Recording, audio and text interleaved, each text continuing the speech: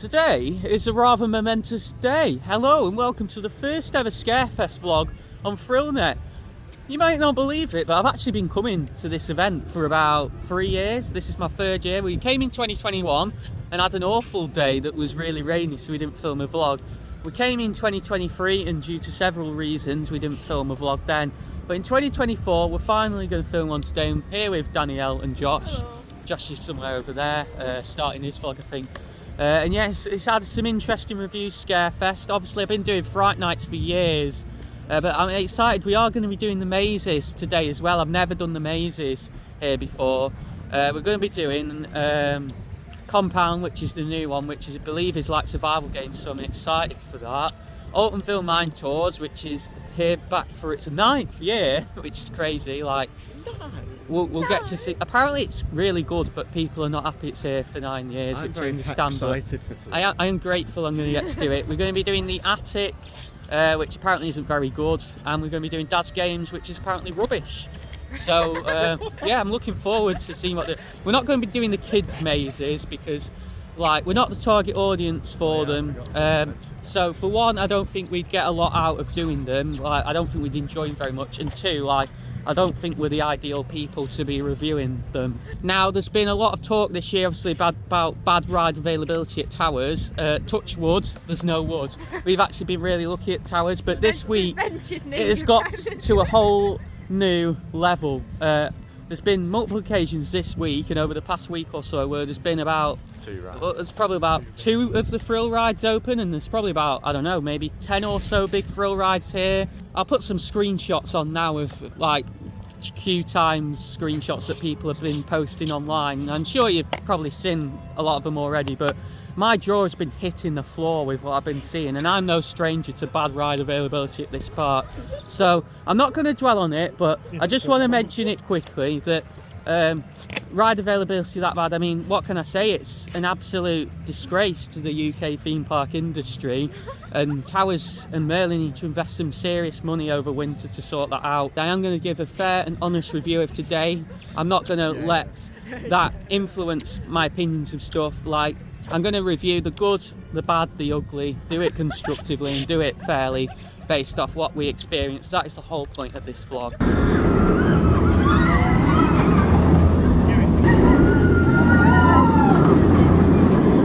Well, it seems our streak of good luck at Towers has already ended. This park is being run by absolute clowns today, I have to say.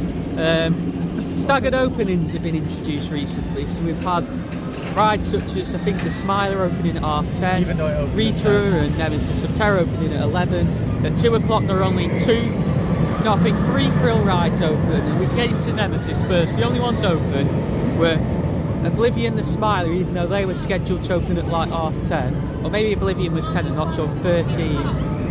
And then Nemesis opened 15 minutes late. It was an absolute joke, really. So was booking the maze tickets, which we've now booked. That was a very long process, I have to say. It asked me for a ton of details, and like the Fort Park one, which was a little bit easier. So yeah, I got a bit of a sour taste already, to be honest. I do hope these mazes are good and we have a good day.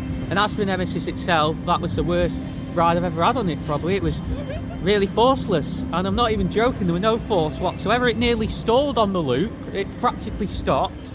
And yeah, like, I know it was a morning ride, but like it just goes to show, doesn't it?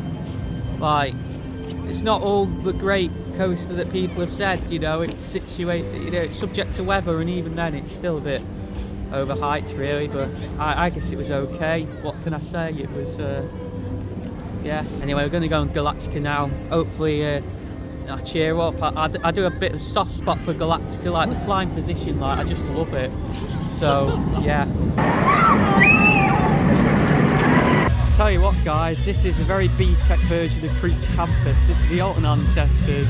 I'm not going to film all of it or anything, but yeah, it's very bad compared to Creech Campus, unfortunately. There's no proper stage or anything. Well, that show from the Alton Ancestors there was quite interesting, to say the least. I can't say I was a big fan. It was quite, I don't know, like, I don't know if chavvy's the right word, but I call Creech Campus that. It's just full it was quite, TikTok it was songs. Gen Z. It was Gen Z, I'll call it that. Gen Z's I wasn't a big fan. Like, it felt quite low effort really, like not from the actors, like the actors brilliant, but like the actual like whoever put it together. Like at Thorpe, you've got Creech Campus with a massive setup, and like Archie doing incredible remixes. Like that was just back-to-back songs. There was no story. There was no like real. Well, the backdrop was the big Scarefest sign, really, and like. Yeah, I wasn't a fan. Like it just seemed a bit random and confusing, and like fat people, like loads of people left halfway through. And from vlogs I've seen as well, it's been very similar for about the past 10 years. So I think that could do a bit of work next year. But I have heard that the Alton ancestors, like actors themselves, are like really good in terms of like the interaction and roaming and just general like street theatre stuff. So hopefully, like we might be able to get to speak to one later. Obviously won't comment what I thought of the show, but like it'd be good to say hello. How are you? How are you getting on and stuff like that. As for what we did earlier, I've not vlogged in a while. Like Galactica was brilliant. I definitely think my favourite part on there is definitely like the line position, like being led on your back. Like you get like a nice rush to your head. It feels pretty forceful. It does feel weird. It would face up, you know, like when you're lying down on your back. And then we did Wickerman as well. And like honestly, assigned seating on that needs to go. Like we keep getting put near the front, and there's like no one in the air gates. Like why are you even bothering? Like jeez. Because there was a group in front of us that went on row 4 when they was meant to go on row 2. Yeah, so they weren't even following the assigned seating. It doesn't need. So that's even more reason to get rid of it, because people don't follow it anyway. Like it's a waste of a staff member who could be like, I don't know, doing something else that would be more productive than herding people into like the air gates. But the ride itself was okay. It was Wickerman, not my favourite Woody. Tell you what though, it felt a little bit jolty for a 6-year coaster. Like it wasn't uncomfortable or anything, but it was making some questionable noises, and like I don't know, it felt a bit off. The fire effects were a bit wonky as well, and then the ride afterwards, the fire effects were working. Yeah, so we only got one. No, we had 0. They weren't then working properly. And then we had ride. But yeah, for a 6-year coaster, I know what other GCIs should ride like that are older. I've done Joyce and the Drac, I've done Woden, and they run smoother than Wickerman. So the fact that Wickerman's already running how it is 6 years on, even though it's not that bad, does concern me a bit in terms of what its future could hold. But now we are getting into proper Scarefest, as we are going to be going to see, or do, sorry, the scare mazes that we booked before. I think we're going to start with what's apparently the worst attraction Towers have ever done for Scarefest, Daz Games Panic. So that's going to be fun. I won't get into what it's like now. I have a general idea, but I'll talk a bit about it later. It's not like your traditional maze, but it is still a scare attraction, so I guess I'll speak to you afterwards. Change of plan, we're going on Spinball Wizard first because it's right next to Daz Games. Hopefully get on this quick. We've got about 10-15 minutes until we're due to go in the mazes. Oh my days, that's the most intense ride I've ever had on Spinball. We just spun loads. And now we're heading to Daz Games to see you there. I actually have no words, guys. I've heard plenty about Daz Games Panic over the 2 years. I've heard it's a 10 out of 10 scare attraction. It's the best thing ever, and I've heard it's awful and it's the worst scare attraction Towers have ever done. Now, it's the first scare attraction I've ever done at the Alton Towers Resort, and based off that, I have to say it's awful. I've been dead critical of Stitches at Thorpe Park and how that wasn't scary because there was a massive group and the actors could barely scare us. That made Stitches look like a Disney attraction. I've got to be honest. It was awful. There's nothing. It was a disgrace to the UK theme park industry. I'm not even joking. The group was massive, but I can see why, because the pre-show goes on for a little while and then you got 6 minutes in the actual attraction. So. Daz Games, for those who aren't aware, is a famous YouTuber, horror YouTuber, gaming. I believe he has about 8 million subs. So we go in and he essentially says we've got to find these symbols and get out. It's basically an escape room. So you get 2 symbols, you get these wristbands, and it uses RFID technology. And your aim is to basically run around this scare maze and get out as quick as possible. Now, the concept to get out as quick as possible in a scare maze is an immediate red flag, because the whole point of a scare attraction is to scare people, and to scare someone, you know, you want to be in there as long as possible. We're going to this pre-show. There's a good jump scare halfway through, but the group's that big, only about 5 or 10 out of the 25, 30 people in there got it. And then after that, you go into the attraction itself. But they start so you're going out in this massive conga line, which we're in the middle of, and they start the 6-minute timer when the first people are going out. So by the time we were getting into the room, it was already on like 5 minutes 30, and then it's 6 minutes to find your 2 symbols. Well, obviously I'm visually impaired, I can't go around on my own, so I'm already at a disadvantage, but I wasn't too bothered about that, getting out as quick as possible, because I wanted the full 6 minutes to sort of appreciate the full attraction. But it wasn't scary. It was basically a massive strobe maze. It was pathetically themed, just metal fences, strobe lights. Sorry guys, my camera storage got full, or my phone storage got full, should I say, but I've deleted a load of stuff now, so it should be good. But yeah, where I was up to was saying it was strobe lights, it was metal fences, it was curtains, and yeah, it was very tame. It was in this massive room. It's in the hospitality suite actually, where I went with the Roller Coaster Club of Great Britain way back in 2019 for a meal, and literally they'd done nothing in there bar put some metal fences in, curtains and some lighting, and it was just actors running around going rah and then running off. Like, to be honest, the actors were good. They were, you know, thinking about the tactics for jump scares, and I did get a couple of good scares in there, but like they were having, I bet they were dripping with sweat, because they were having to be running around trying to scare all these people in this group of 25 to 30. And, it's just and to make things worse, obviously I couldn't see in there to find my symbols, and like Danielle's wristband wasn't working properly at times. Well, it was working, it's just that to get the triangle you have to press like one of the 9 buttons. Yeah, it was really confusing to find some of the symbols. It was a bit like survival games in that it was free flow, but honestly it was just awful. Such low effort, low budget, no theming. You know, the actor interactions weren't good, not because the actors aren't talented here, but because like of the nature of the attraction. It's weird because survival games, like, it's better in the sense, I think, because obviously it's smaller, compact area, and the group's smaller and they're grabbing more and stuff, and the actors can give you a better interaction. But it's weird how there is a little bit of parallel between them, but that's just so poorly done. There was this soundtrack playing throughout that made no sense. It was making all these weird noises that weren't scary. There was just nothing scary about it, because, you know, there was no tension about it at all because of how many people was in there. It was just a whole, it needs to go. I don't know a way that you can make that good. I think, I don't know, whoever greenlit that in management, like, I genuinely have no words, to be honest. Like, it's terrible.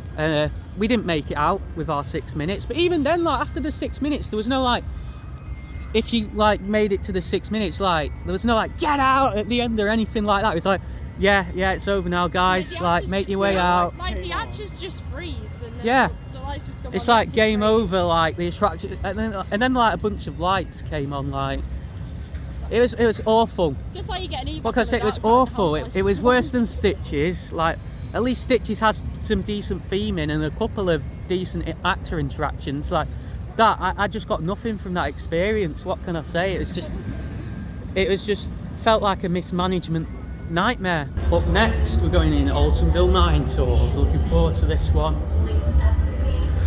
See you after it.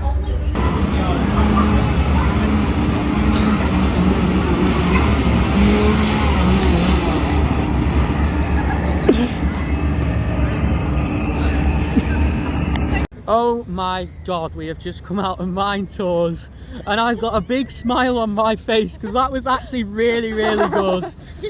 That was really good. I can see why they've had that running for 9 years now, because that concept was solid. It gave me kind of Creek Freak Massacre vibes, as we'll get onto in a minute. But we're going this pre-show, and this sheriff there, I didn't quite understand the story because I couldn't take it all in. It's only my first time ever seeing that. Bearing in mind, towers don't allow you to the press to film in mazes, which I'm not a big fan of, and I'll get onto why in a minute, specifically for this maze. But the advantage of that was that I had no idea what to expect going in. It's based in like the lower part of the towers. Now we go into this pre-show, and there's this sheriff, and he's telling the story. I can't remember what the story was, but he's talking in the Creek Freak Massacre accent, and he ends up getting killed basically. And you're going in. At first, I thought, oh my word, this maze. We had a small group, by the way, that sort of split off, which obviously helps. Bear in mind that when I'm giving this review, because I know some people have had some bad runs of this because they've had massive groups, but we got lucky. There's this small group, right? And I wasn't a fan at first because there was no, like, real, it was very light on actors. And then suddenly we all get grabbed quite forcibly, and it took me by surprise. I completely forgot they touched in there because we actually didn't have a proper safety briefing before going in there, which was a bit weird. Like, no, we didn't have the usual, can have anyone's attention, blah, blah, blah. But then from that point onwards, it was actually quite actor heavy. So a bit weird how there were not many actors near the start.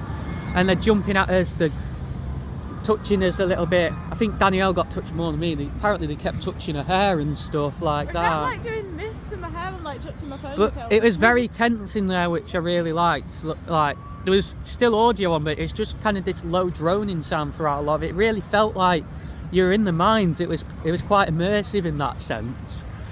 So the jump scares were really impactful. Like, I heard jump scares like in front of me. There was a good few air cannon jump scares as well, by the way. But like, the group had split off, and by the time, but I could still hear them. But by the time I was getting to them, they were still making me jump. That's how you know that they're good jump scares. One actor asked us if we wanted to play hopscotch. She was very good. But yeah, you're going through, and then you get to the end, there's this weird song start playing, like something like, I think it's like "Chapping to See the Most Beautiful Girl in the World" or something like that. But it was a bit weird, I didn't really get that. And then we go through this strobe room, and then there's this actor's like, here, you need to come this way. Like, I don't know who that character was, but they were trying to like save us or something. I think it was like an arm, like what some, like, they had a gun, so I'm guessing it was like some army person. But yeah, like, I think some like army coming to like investigate like the, like, what's going on in the mines or whatever. We get to this curtain, I didn't realise it was the end, and I didn't hear any of this like before me, so like Josh must have ran off way ahead. But like, we go through this curtain, suddenly this guy, he jumps like forward as we're going through the curtain with his chainsaw. It's the best jump scare I've ever had in the maze. Like, honestly, like, and Danielle properly screamed as well. And then instead of me pushing her forward like in Greek freak, she started pushing me forward. I ended up nearly falling over the I know, wall. we nearly crashed into a wall. I and then, did crash into the wall. I nearly fell over. and then the wall. we ran like out after that. Like, yeah, so it was really, really good. The actor with the chainsaw was amazing. I genuinely don't know where to rank that. It's definitely one of the best mazes I've done this Halloween, compared to like when you compare like it with the fort mazes. But like, my only criticism, which kind of hindered my enjoyment at stuff, like, it was so dark in there, like I could barely see anything. Like, there's sometimes I know I'm visually impaired, but sometimes in mazes, like, I could still see some of the theming. I couldn't see a lot in quite a bit of that maze. And also, it's not accessible at all. There's no steps or anything, but it's really, really thin. And there's a lot of narrow ceilings. There's a lot of like crawl spaces. So Danielle couldn't guide me so I had through to technically properly. do the conga. And Yeah, we had to form basically a conga line. It was kind of hard to see what was in front. Cause when I lost Joshua, I was kind of panicking because I didn't know where we was going. And there's like a couple of crawl spaces, and well, not crawl, but you have to duck down for them. So it's really hard for me to get through there, really. Like, it was beneficial in a way because it meant that, you know, we got most of the maze on our own. However, even so, it was. It's not. I'm very disappointed with that, and this is why I feel like Towers should let the press do maze POVs and stuff, because it's a good way to judge whether a maze is accessible if you're concerned about that. And like, I had no idea like Mine Tours was like going to be like that, so I wasn't prepared for it. Not that it would have made a difference anyway, I would have still done it, but it was quite difficult for me getting through there. But just as the maze went, I really wasn't a fan of it at first. I was kind of thinking, oh, for God's sake, it's like not accessible, there's no actors. But as we went through, it just seemed to get better and better and better, and it's probably one of my top mazes now. It's not as good as Creek Freak was in 2022, but it's up there. I'm not, maybe Trailers is slightly better that we did at Fort, but I'd say it topped even like survival games and stuff like that. I'd say, and definitely like Stitches. Even our run-throughs of Deadbeat with Jack and Archie, I'd say, weren't as good as that was then. Like, a really good attraction, and I hope they bring it back next year. I know it's been going on for 9 years now, but I'd honestly love to see that come back. I'd love another go through that like next year. I feel like we should have done this next attraction first, but Mine Tours was close, so we did it first because that set the bar very high. We're now going in the attic, which I've heard very mixed things about. I've heard it's not too scary, but we can hope. Maybe, like, who knows, we could get lucky with the group and get a good run on it again, but we'll just have to wait and see. Well, we decided to do Mine Tours first, and that was a mistake. The attic is proof that theming in the scare mazes literally does not matter, barely, because, yeah, the best way I can describe that maze is it wasn't abysmal. Generic is the best way to describe it. If someone asks you what's a scare maze, then the attic's the way to sum it up. You're going through some rooms and some actors jump out at you going, playtime, in this case, and that's about it. The pre-show is really good. I like the actress in the pre-show. Alton Towers seems to do a really good job of pre-shows, and like the acting talent in general is good, but I felt that lacked actors in places, especially towards the start. Like, what is it with Towers putting no actors at the start of their mazes? But yeah, no touching in there or anything. It just wasn't that scary. That's all I can say. Like, Josh seemed to enjoy it for some reason, and he's the one who claims to be numb to jump scares. Me and Danielle were just going through half of it bored, really. If I did that as my first ever scare maze in 2022, I would have been like, yeah, that, you know, it's a good attraction, that. But no, I've done about 10 of them now, and that is towards the bottom of the list. It's better than Stitches, it's better than Daz. I'd say Deadbeat's better, wouldn't you, Danielle? Yeah. Yeah. I'd say so, yeah. I like the atmosphere of Deadbeat more, and I think some of the scares were better, but yeah, a very generic attraction, really, that. I like the temperature changes. The ending was good. Like, there's one actor at the end, I think it's like the devil or something, who got us a few times.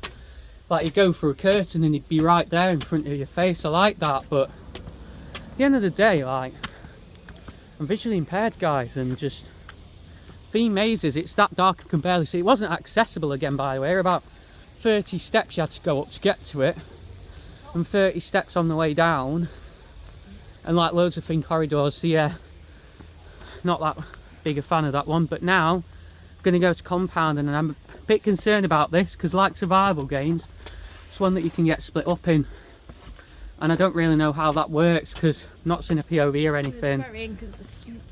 So we're going to have to try and stay together the best we can, because if I get split up, there's no way I'm going to be able to get out. But I do like me more intense full-on mazes. That's why I like Mine Tours so much. So really want to give this a go. I've heard good and bad things about it. Some have said it's the best maze ever, and some have said it's awful, but we'll have to see what happens. Right then, so we've just come out of Compound. I really don't know what to think of that, to be honest. Like, we'll start with positives first of all, I guess, in that obviously I said before, you can be split up in that maze. Like, I turned up to it, obviously visually impaired. I have a red wrap card which indicates you can't be unaccompanied during the attractions, and have okay with me and stuff. And as soon as they saw that, they were like, we'll notify the attraction, we'll have someone follow you along to make sure they don't split you up, the actors. And that was done really well. The actors were clearly aware of it by the way they acted during the attraction. It starts off very similar to the survival games where you're put into, I don't know, cages or whatever. Obviously them knowing that me and Danielle need to stick together, they put us both in one. And yeah, you have a video played that is very similar to the video that Towers put out for the marketing. This is the Phalanx Compound Centre. The Phalanx have brought you here. Unfortunately, you don't get grabbed back like you do in survival games. Like, there's just some lights come on and then it signals for you to like walk through the curtains. There are curtains behind you like in survival games. It's not like split into two sides. It's in like it's in like a semicircle, like the way it's arranged, rather than like two lines. The pre-show's done on screens in front of you. You move back and then you're going through, and there's a bunch of different ways to go. It's similar to survival games. It's free flow. I didn't get touched that much, I can't lie. I got touched a little bit. I think I got grabbed on the shoulder once maybe, but a lot of it felt like actors directing you. There were some good scares in terms of like them banging on stuff and things like that. And there was a good stroke maze at the end. There's obviously different routes. For us, we went through like a prison or something, and then it seemed like a lot of it was just strobes. But it was, the theming was okay. The actors had these, like, I'm not sure whether they were drills or tasers or what, but there was quite a few of them. Like, they didn't do anything, but they were a bit like chainsaws, and they used them to scare a few times. I don't know if there's multiple exits to it or it all feeds into one exit. I think there might just be one exit to it. But the problem was it felt way too short. It's one of the shortest scare mazes I've ever done. It was only about 3 or 4 minutes. Felt like it lacked actors in place, so it's hard for me to review. We did get a couple of good scares in there, but I don't know, it wasn't that good really. Like it was very mid.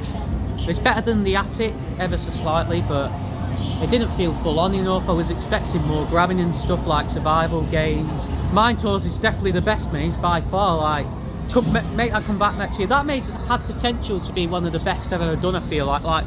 There's a really good atmosphere in there, really good soundtrack. It sounded a bit like the Deadbeat soundtrack.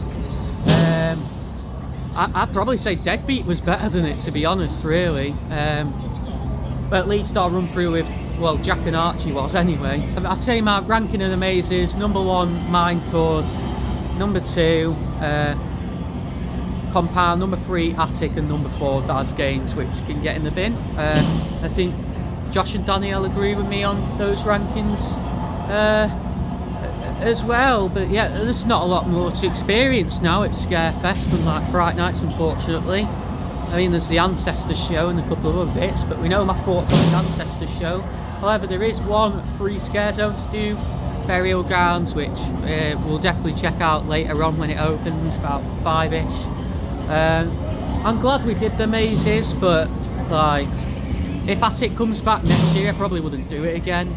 Same for Daz Games, I'd probably just do Compound and Mine Tours again, to be honest. But yeah, it's a weird one. Like, people seem to have either loved or hated Scarefest this year, and this might be partly due to the fact I've never done a Scarefest before. Like, who knows, it might have been incredible in previous years, but I'm a bit in the middle with it. There was certainly some weird stuff we saw at Fright Nights, like Stitches, for example, but I think on the whole, Fright Nights definitely had the better mazes and attractions than here. My least favourite Alton Towers attraction is finally back open. Hex, the Legend of the Towers. And these guys want to go and experience it. Can't wait. Very exciting. I'm not bothered, but like, yeah, I'm going to do it. I'll give a mini review after we come out, but I imagine I'll be saying the same stuff I've said about it in vlogs before. One eternity later. Well, it broke. We were stuck in the indoor queue for like 15-20 minutes because, like, for some reason the queue for Hex just works like that. You don't go straight into the pre-show after merging with the main queue. And yeah, like he said and I said jokingly, you know, it's my fault because I'm not a fan of the ride, it broke, but I hope it won't stings you again. No. But like, I'm joking. Yeah, to be honest, I'm not happy it's broke because, like, I hate that ride, and I just wanted it to be done with, and now I'm gonna have to watch the 2 pre-shows we end up seeing again. So we ended up doing like the queue, getting to the first pre-show that I forgot existed, and to call that a pre-show, like, I can't believe people call it's not a pre-show, it's just like an introduction before you go into the main pre-show that lasts about 20 seconds. But we had that, then went into the main pre-show. It was as bad as I remember it. Like, I don't know, I just find it all really boring. And as soon as that pre-show finished, like the Cold Autumn Night one, 1892, 21, whatever, yeah, we got an announcement to say the ride broke. We waited about 15-20 minutes, then they sort of recommended we leave. But yeah, shout out to Callum, because he said that if we use his name and go in fast track queue, they'll let us like on that way. Like, but yeah, like, we're gonna have to do it later now. And like, I can't stand that ride. Like, it's just so boring. In the meantime, we'll do Rita, which will probably be rammed because 13's also closed. Shout out Towers is amazing ride availability, but something to do that we've not done yet today. Alright, we've finally done Hex, guys, and we managed to get on it this time. I was obviously quite critical before, saying nothing had really changed, but I have to say it seems that we didn't see the changes because they're all in the scenes that followed. So in the pre-show, after we got evacuated from, which is like the main big pre-show. There's obviously another one about the restoration and towers, and it looks a lot brighter in there. I could actually see for once. I'm visually impaired. Before it looked pitch black for me in there, but now I can like see stuff in there, so they clearly made it brighter. And yeah, there was like, I don't remember there being like sparks and stuff like last time. Like, I actually quite like that effect, I can't lie. And then you go into the madhouse and it's so much like better lit than before. Like before, again, like it was pitch black, I could barely see out in there. And even the ride system, actually, I feel like that had a bit more force than it used to. I mean, it's not a forceful ride, it's hex. I'm still not a fan of the madhouse ride concept, I'll say that, but the actual ride experience, it was a little bit better, I can't lie. I'm being honest, like, you know, I know there's been a lot of controversy over this, because obviously a bunch of people did like a creative thing that they signed up to, like a partnership with Towers, and they got to preview it at the public open, and everyone was like, it's so amazing, they've completely like revamped Hex, it's like better than before. And like ever since that, there's been quite a lot of negativity that it's been downgraded. And like, you know, I'm not affiliated with Alton Towers, you know my opinions of this part, like I can be critical at times. I do try to be constructive, but like if something's not good, I'll let you know about it, as in this vlog. I genuinely do think it was a bit better. Like, it's still not a ride I'd rush to, but and it's still a massive faff to get on, and I still hate that element of it, but the actual ride experience bit of it, like, you know, I did enjoy it a bit more. Like people are saying, oh, it looks like a disco, it just doesn't fit the theme of Hex. Like, I liked it because I could see more. I think there was mist as well, and I don't ever remember the use to be like, yeah, whatever it was. Like, yeah, it was a little bit better than before. It's certainly better than Villa Volta at Efteling, put it that way. We did also do Rita and 13 beforehand, which were usual Rita and 13. Rita's an okay ride, and 13 is like, it is pretty weak for a family coaster in my opinion, but like it does have a unique element for this country, I guess, so it's got that going for it.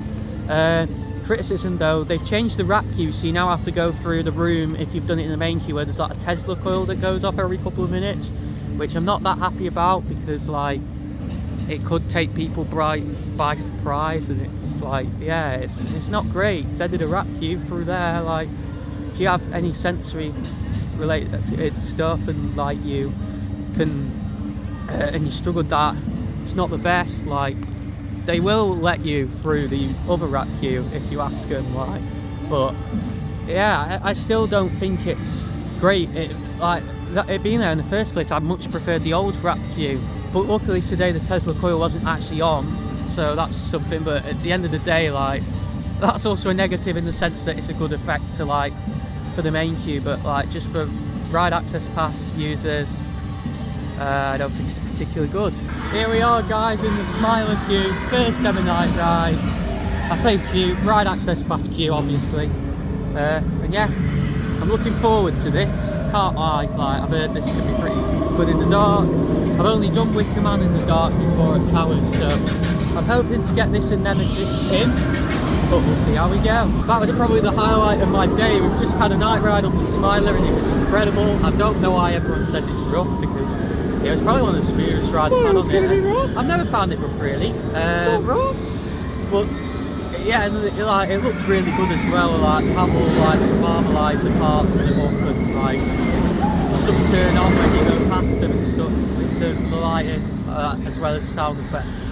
And yeah, it was just overall probably the highlight of my day. If you're wondering where the children's attractions are for Scarefest around here, you've got Amigos and the Afterlife, new for 2024, and Trick or Treat Town, which is back for its, I believe, fourth year or so, maybe.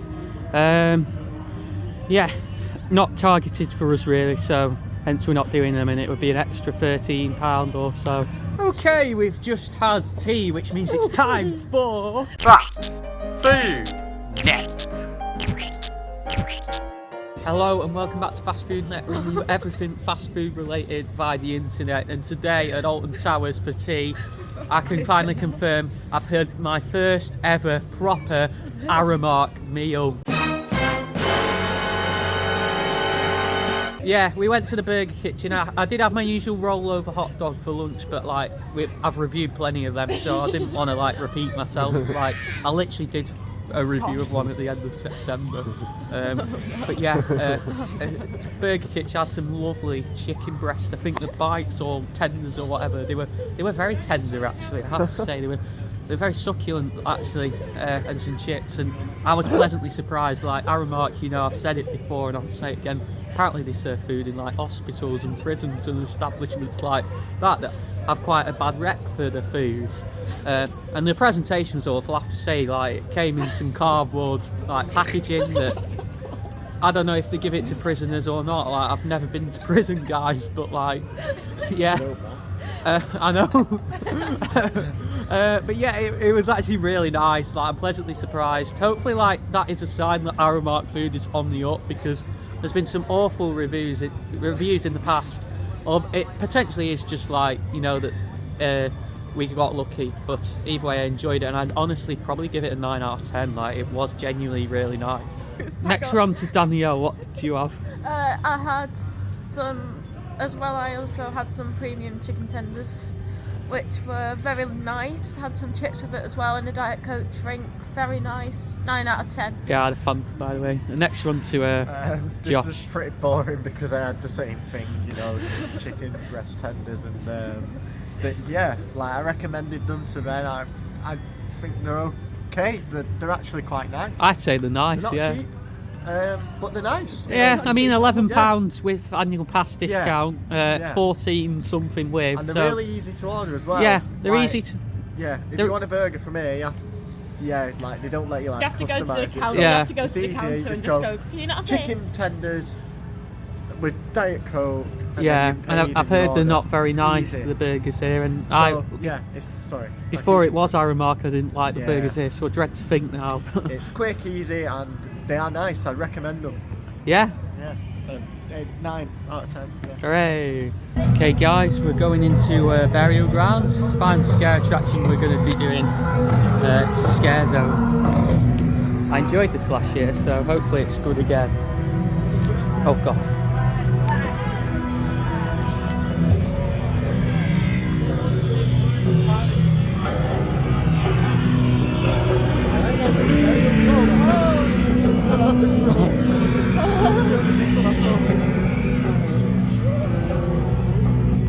We are the unchosen. You! Will burn with us. Go on, then.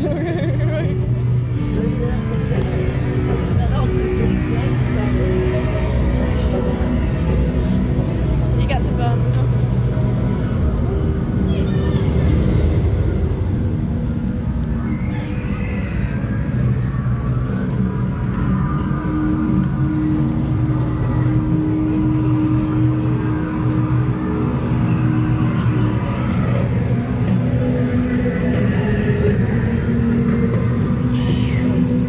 Oh my! Won't you? One of the best jump scares of the day, that, guys. I have to say. After the chainsaw. It was up there. It was on par with some of the stuff we got in the mazes, just in case you're wondering. Join the dead. Bye. See ya.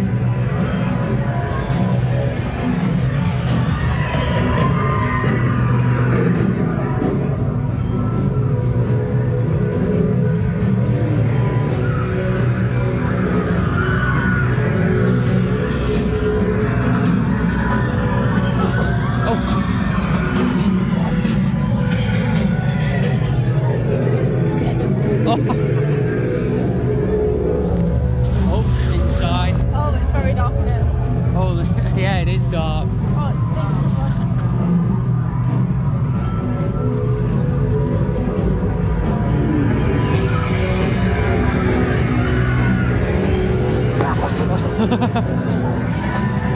Got some fire over there, smoke, lights. I don't, it wasn't fire, it was We're being just a followed. light. Oh, we're being followed. Oh, no. Oh, it stopped. Oh.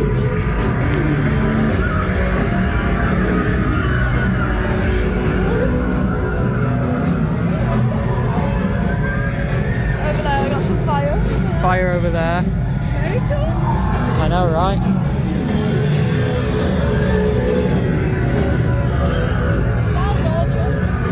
Yeah, the audio's really good actually. Oh, I got a jump scare there, but from the curtain. Oh, is that the end? Yeah, I think so. Yeah, it's a bit light on actors that, I can't lie. I genuinely think our run through last year in the day was better, but there were a couple of good ones in there for sure. Like the actors in, this has been the theme all day really, the actors that were in there, they were doing a good job, you know. There was one jump scare you would have seen me jump, that was quite a good scare. And just like that, I'm back home. After our run through burial grounds, we had a night ride on Wickerman, and then I had to rush off park, had to dash off at 8 o'clock. So I didn't get to experience the last hour of Scarefest, and I also didn't get a chance to outro. But Alton Towers Scarefest, what can I say? Beforehand, I was very, very nervous we were going to have a really bad day due to the abysmal ride availability in the week leading up to our visit, along with the shocking reviews of the event from certain people and the 10 out of 10 reviews from others, which I can only imagine are the Alton Towers diehard fans.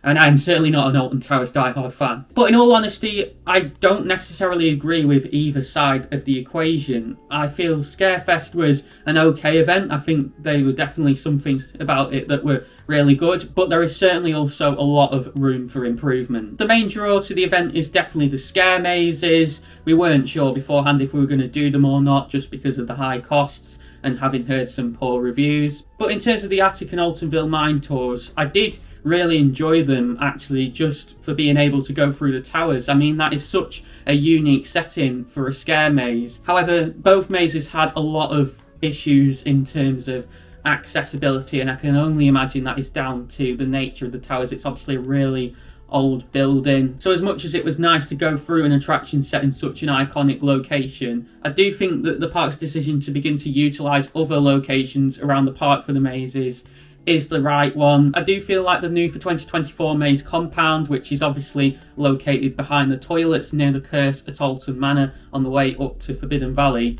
is a step in the right direction for Alton Towers scare mazes. It certainly isn't my favourite scare maze I've ever done. However, it's certainly a solid foundation with a lot of potential they could build off. I honestly feel like if it was a little bit longer and the actors were a little bit more hands-on, similar to how they are in survival games, it could be one of the best scare mazes out of the ones I've ever done. And as for Daz Games Panic, as I've said numerous times in this vlog already, that attraction is a complete embarrassment and we should never see anything like it at Scarefest again. I also think the reintroduction of scare zones to Scarefest, which began last year, is a step in the right direction. Burial grounds, although a little light on actors, was certainly really, really fun, and I do hope we see another scare zone introduced to the park for next year, because they're free to enter, you get great interactions with the actors, and they're just so much fun. They really make Fright Nights at Fort Park what it is, and they're a big reason of why I prefer that event to Scarefest. And that brings me on to the issue with Scarefest.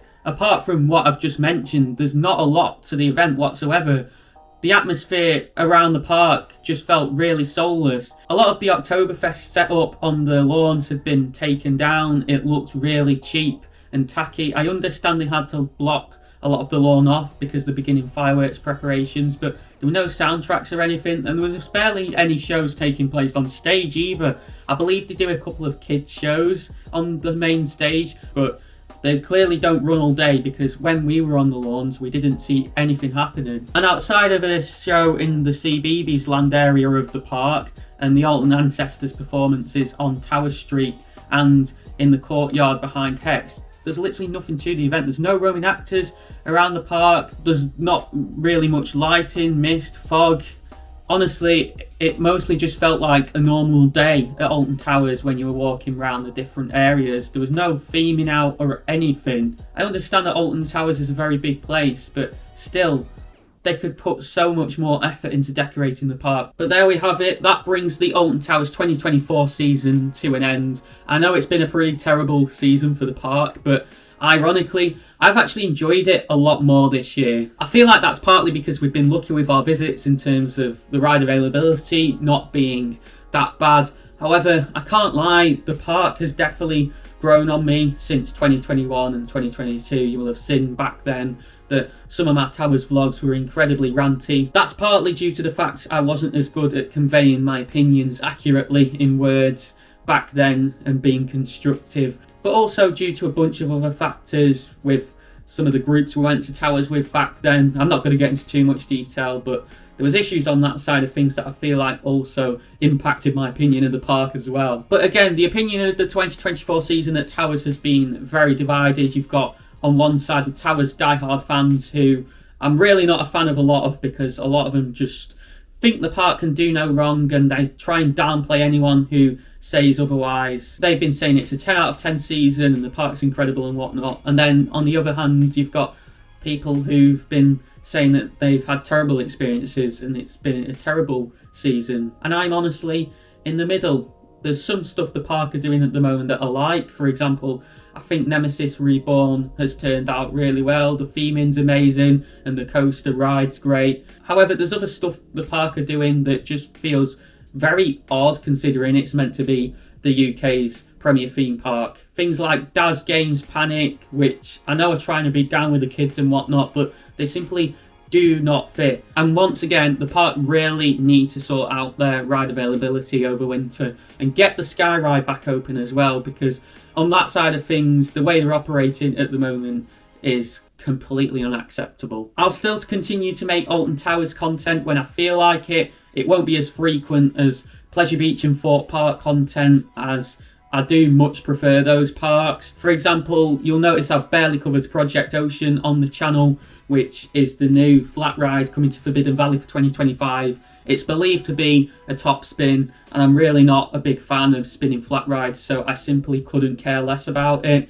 It'll be great to have another flat ride at the resort, but if it is a top spin, then why are we going backwards with things? I understand them deciding to continue the life of Nemesis and bring Nemesis Subterra back, as Nemesis is a very iconic and famous ride, and Nemesis Subterra was just sitting there SB&O for years, so it can't have been that hard to bring that back. But you shouldn't have ripped out Ripsaw in the first place. It's great that we're getting another flat ride at the park for capacity, but we should be moving forward and innovating with things and not dwelling on the past. If you are a Towers fan though, then I did film a vlog back at the park in September 2024, so go and check out this video on the right side of your screen to see that. And for more things theme park related in the UK and beyond, make sure you click the icon in the centre of your screen to subscribe. I'm Ben, you've been watching ThrillNet, and I'll see you in another video.